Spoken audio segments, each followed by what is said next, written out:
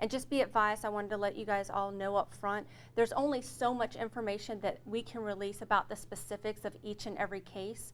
So we ask that you keep your questions to a minimum and not keep asking him, I need more specifics, because he's not going to be able to give that to you today. But we are going to give you a small presentation followed by a line of questioning. Captain Venters? Thank you very much, Mr. Thank you for coming out today. We would like to first start off asking the public's help in identifying several individuals who have robbed several businesses in recent weeks in the city of Portsmouth. We've seen an increase of commercial robberies over the last 2 weeks in particular. You've all been provided with a list of commercial robberies that have occurred, and these obviously have occurred at varying times and locations throughout the city. Going through this presentation, you'll see that these are the locations of offenses since April 10th.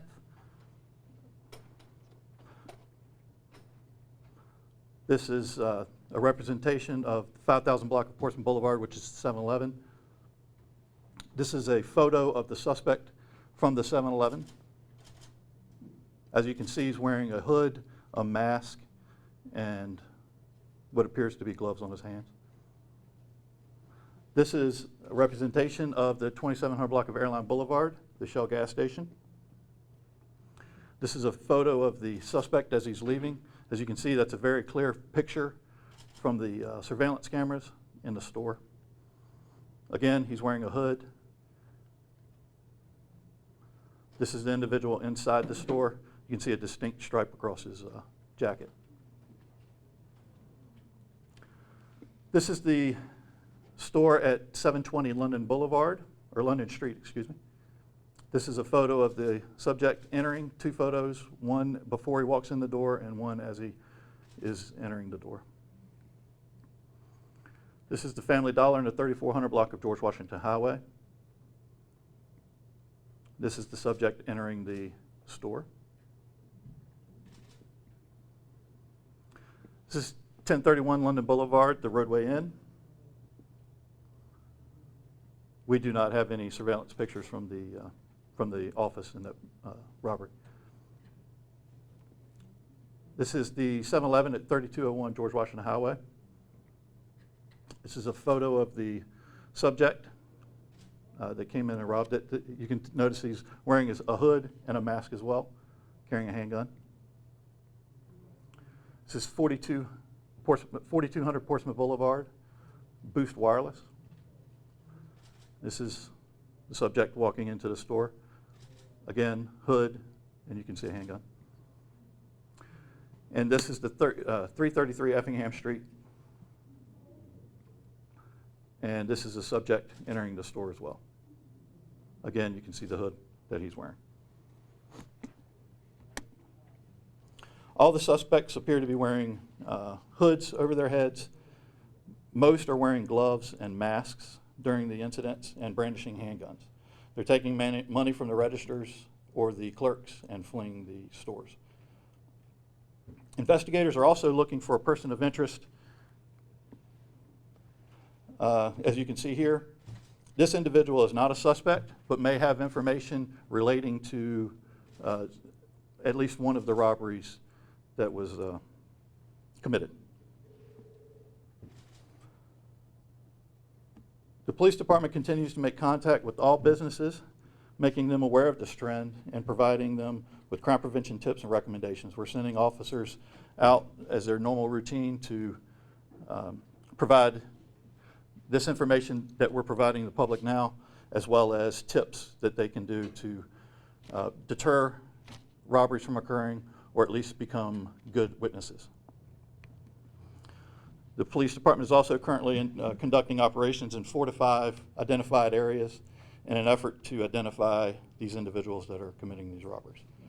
If anyone has any information about these robberies, we're asking that they contact Crime Line at 188-LOCK-YOU-UP, submit a tip through the Portsmouth Police Department's Crime Line webpage, or text the word Portsmouth followed by the tip to 274-637.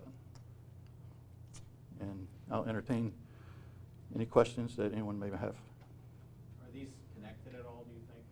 At this point, We believe that there may be one individual related to more than one incident, but we're also looking at multiple individuals being involved in these. There's no set. You showed multiple pictures of multiple different people. Incidents. How many people are you actually looking for? Because I'm not sure of. You showed different people. Are any of the same people in the same different locations? That's exactly what he just asked. We're not confident that they're all the same people. We're looking at different options. We don't believe that it's one person committing all of these, no. Do you think they're all connected, though, in some way, even if it's not the same individual? We have no information to be able to show that they are. Have you ever had any kind of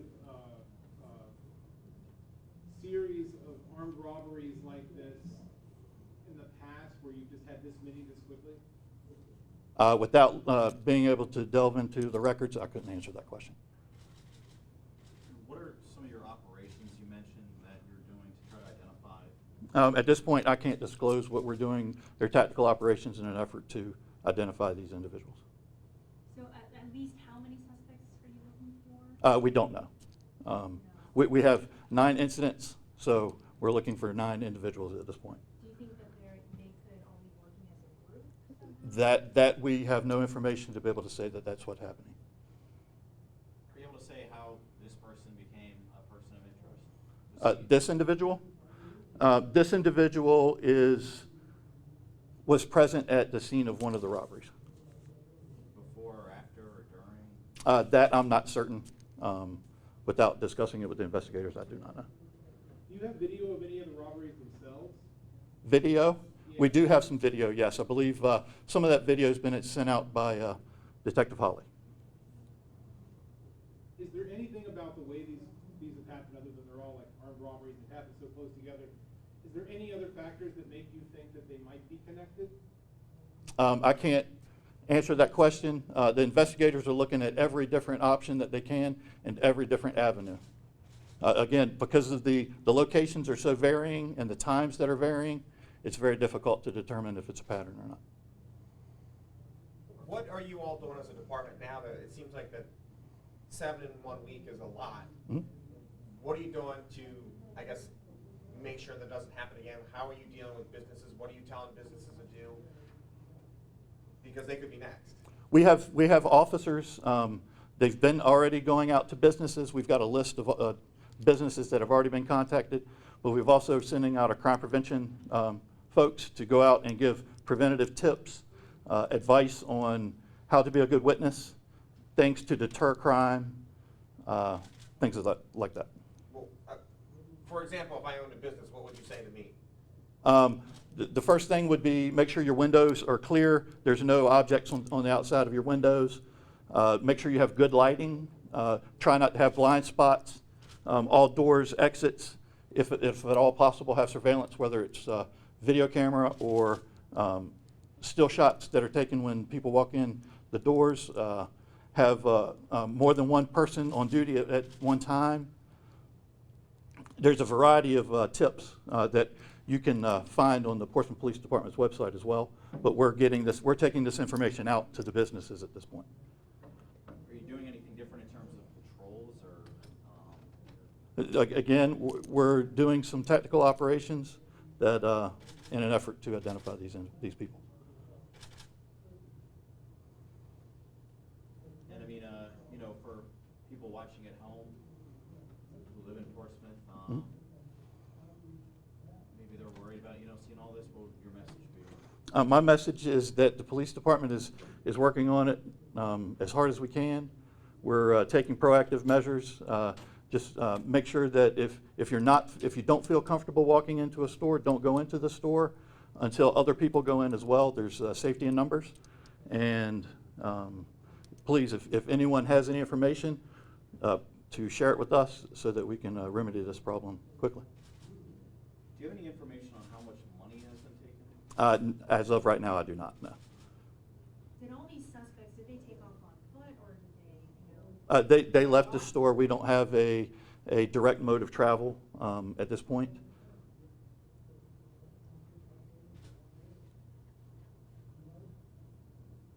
More questions? Jimmy, getting back to what you said, yes, they left on foot. Where they went from there, we don't know. They left on foot. So at this time, the only thing that we know is that they left the store on foot. Where they went from there, we don't know. And your question before, how many suspects are we looking for? Each case had one individual that walked into the store, brandished a handgun, demanded money from the clerk or the employee that was working. Once they got that money, they left the store. Whether or not all of these events are related, we still investigate that. We're investigating all avenues, like Captain Venner said. We want to make everybody understand that just because there were 9 different incidents don't mean that they're all connected, but at the same time, you can't disconnect and say that they're not connected. So we're looking at that. We're doing everything that we can to look at each individual incident. We're looking at the suspect that came into the store, and we're talking to the witnesses and the victims, because the victims are witnesses. They were at the store at the time. We're talking with them, trying to get as much information as we can. Right now, we have very limited information. All of you have gotten my press releases. Everyone has gotten the photos that we've sent out and the videos. The only thing that we've been able to ascertain is that it is a male that walks in. He brandishes a handgun, demands money, and leaves. Most of the time, he's wearing all dark clothing. There's been a couple of instances where the male suspect, and again, is it the same suspect? We don't know at this point. We're still investigating that. So what we're looking at is, are they connected? And if they are, how they're connected, and then we're trying to identify the suspect, which is why we brought you guys here today. Because what we want to do is we want to plead to the public, anyone who may have information in reference to any of these cases, whether it be the one at the 7-Eleven, the Miller Mart, the Exxon. If you recognize anyone in any of these photographs or in any of these videos, we need you guys to call us on the crime line, and that's 188-LOCK-YOU-UP. You can text a tip. You can go to our website and leave a tip at the crime line link, or you can call the Portsmouth Police Department. You'll call the Criminal Investigations Unit, and that number there is 393-8536. But we're pleading with the public to please help us identify these individuals. We want to stop this from happening.